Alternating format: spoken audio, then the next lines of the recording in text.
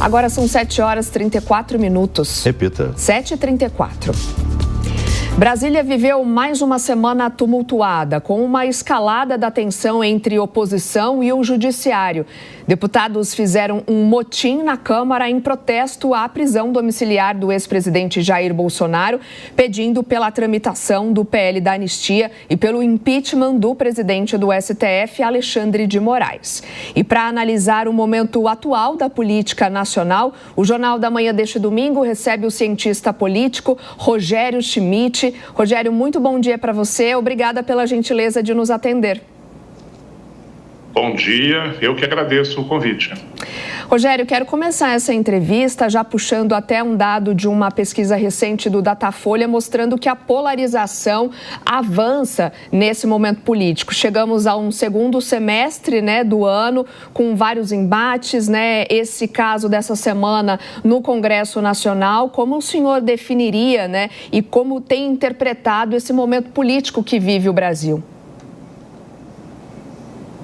Bom, eu diria que a polarização não é uma novidade, Ela está aí já, pelo menos desde a eleição de 2018, E acho que o que aconteceu essa semana mostra que ela vai prosseguir. Acho que não só esse ano, próximo ano, mas também as eleições do ano que vem, de 2026, as eleições gerais, vão se dar nesse ambiente aí polarizado que muitas vezes pode resultar até na paralisia do legislativo, como aconteceu essa semana. Ainda bem que foram só 2 dias e aparentemente essa crise foi controlada no curto prazo, mas aqueles que achavam que a polarização poderia ser controlada, acho que nesse momento não tem muita expectativa de que esse cenário possa se confirmar, porque a oposição está pressionando bastante, Enquanto pelo menos não saiu o veredito aí do julgamento do ex-presidente Bolsonaro, me parece que a estratégia da oposição vai ser uma estratégia de apostar no confronto. E com isso também, a gente vê uma crise entre as instituições, o judiciário que muitas vezes tem legislado, o legislativo que muitas vezes exerce a função de executivo por meio das emendas. A tendência é que cada vez mais a gente veja uma crescente crise institucional entre Congresso Nacional, entre Poder Judiciário e o Executivo? Olha, eu sinceramente, eu não descreveria a nossa conjuntura atual como crise institucional.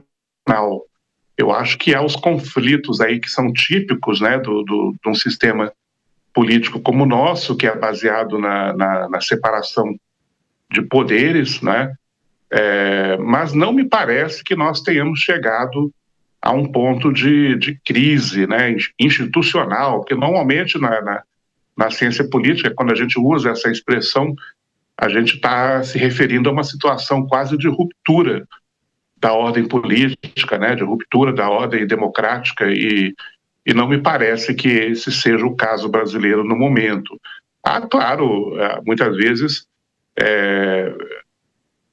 problemas, mas que são, em geral, esses problemas são negociados, o sistema político brasileiro é um sistema onde a cooperação prevalece sobre o conflito, Então, há uma inércia muito grande, um incentivo muito grande para que os atores políticos cheguem a acordos, cheguem a consensos. Tem prejuízo, claro, da eclosão de pequenos conflitos aqui e acolá. Professor, o nosso comentarista direto de Brasília, José Maria Trindade, também participa dessa entrevista. Aproveitando, Zé, já te dou o meu bom dia. Bom dia, Soraya. Bom dia a todos. Bom dia, David. Bom dia, você que nos acompanha. Professor, eu tenho acompanhado aqui essas que eu chamo de cotoveladas naturais dos poderes, Esticam para lá, esticam para cá. E geralmente são positivas, demarcam o posicionamento e a defesa de competência e de prerrogativas de cada poder. Mas, no momento, há um grupo que insiste em dizer que há uma ditadura no Brasil. Eu tenho dificuldade de ter essa visão. Qual é a sua visão sobre essa situação atual de disputa de poderes? Eu também sou dessa tese. Quer dizer, não acho que exista uma ditadura no Brasil. Isso é claramente um discurso ideológico, né, sem muita base aí na realidade. Basta olhar para os rankings de democracia aí que existem, que são divulgados todo ano, né, por diferentes instituições, e o Brasil claramente não está num patamar muito diferente, né, dos países que são ditaduras. E, de fato, o conflito dos poderes, né, é algo que é não só permitido, né, mas pela Constituição de 88. Né? A Constituição de 88 ela atribuiu aos 3 poderes, né, o Executivo, o Legislativo, o Judiciário, né, competências muito claras e algumas vezes até competências concorrentes. Né? E isso foi de propósito, quer dizer, é o chamado sistema presidencialista, né, baseado na separação entre os poderes. A Constituição brasileira tem essas características. Então, enquanto ela vigorar, né, e a gente espera que continue vigorando, né, nós precisamos nos acostumar com essas situações. Quer dizer, a tomada de decisões muitas vezes é mais lenta do que a gente gostaria, né, mas por conta dessa questão aí de que os atores políticos, os poderes da República, os partidos, enfim, precisam buscar sempre os maiores consensos possíveis. Então, às vezes é um pouco chato, né? Porque a gente espera que decisões sejam tomadas mais depressa, mas é o que a gente tem que ir analisando friamente a letra da Constituição, né? Os incentivos que ela coloca, é isso que a gente vai continuar observando no Brasil. Professor, o Brasil, nesse momento, também vive um cenário de bastante incertezas em relação ao tarifaço imposto por Donald Trump aos produtos brasileiros, né? O senhor vê algum tipo de risco do Brasil acabar virando refém, né, da política externa dos Estados Unidos e também dos embates com o STF? Eu diria que os países, né, têm a prerrogativa, né, de fixar suas tarifas comerciais e às vezes aumentá-las, às vezes reduzi-las. Isso tudo também é negociado, né, nos órgãos internacionais, diretamente entre os governos. Então, de fato, houve essa elevação das tarifas, e depois a negociação já fez com que ela acabasse não sendo universal, né? Quer dizer, vários setores aí acabaram ficando de fora.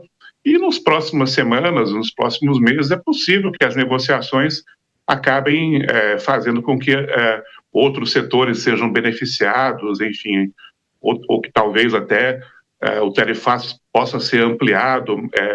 O que me parece mais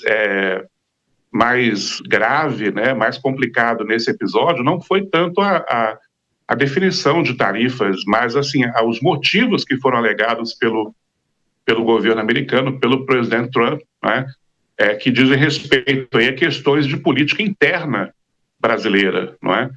Então, acho que é aí que são questões que os diplomatas, os empresários, os negociadores aí de tratados comerciais têm dificuldade de intervir, né? Porque são temas que não dizem respeito a eles, né? Quer dizer, então acho que aí foi criado um precedente, me parece mais complicado, que é você condicionar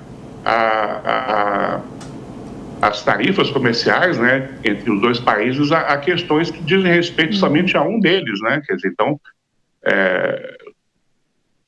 me parece que aí é uma diplomacia de altíssimo nível, né, que teria que ser resolvida entre os presidentes, enfim,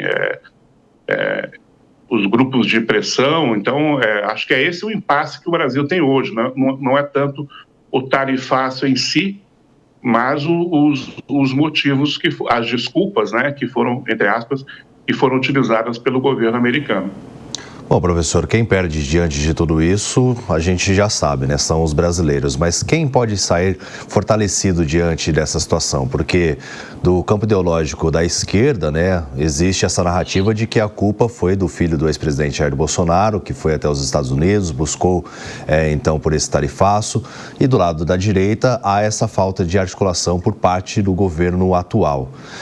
De todos os contextos existentes nessa história, qual o senhor acredita que vai sair mais fortalecido?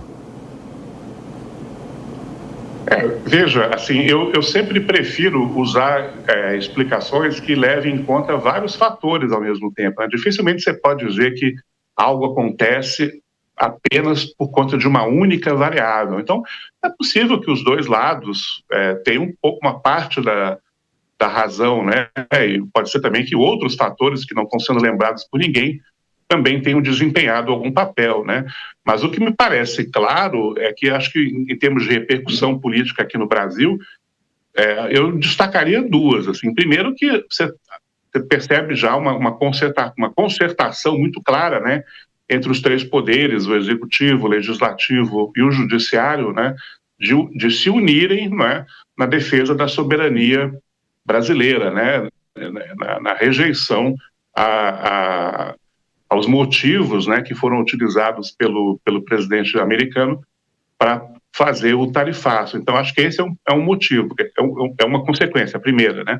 A segunda é que me parece, e tem pesquisas que já estão começando a mostrar isso, que a competitividade do presidente Lula, né, para 2026, que vinha em declínio, né, aparentemente esse movimento já foi interrompido e é possível até esperar que o presidente agora volte a ser mais competitivo nas eleições do ano que vem, não é? Claro que a gente está ainda a mais de um ano de distância, né, da votação, mas já há sinais aí nas pesquisas de opinião pública que mostram a recuperação da popularidade do Lula, não por nada que ele tenha feito necessariamente, né, mas como o presidente acaba sendo a figura que é identificada, né, como a grande liderança da nação, né, me parece que quem estivesse na presidência do Brasil nesse momento, fosse quem fosse, acabaria sendo beneficiado e parece que é o que está acontecendo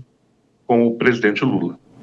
Conversamos com o cientista político Rogério Schmitt, a quem eu agradeço mais uma vez pela entrevista. Um bom domingo para o senhor. Eu que agradeço a todos vocês. Muito obrigado. Bom domingo, bom Dia dos Pais. Obrigada.